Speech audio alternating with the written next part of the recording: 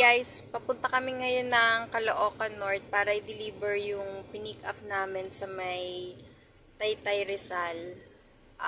Nag-book yung client sa may Taytay para mag-pick up ng mga tela.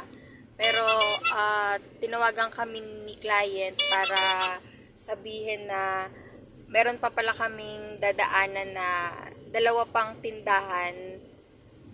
Bale, tatlong pick up siya dito sa Taytay Rizal ang nangyari. Pero hindi niya sinama dun sa booking niya. Isa lang yung binook niyang pick up.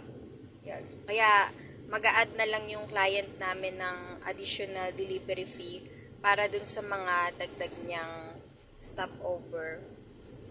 Yan. Papunta na kami ng Caloocan North. Medyo traffic na rin ngayong ganitong oras.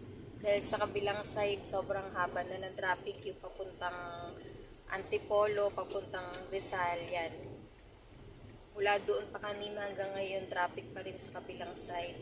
Yung papunta naman kami ng Caloocan North, yan, medyo matraffic na rin. Pero moving naman siya.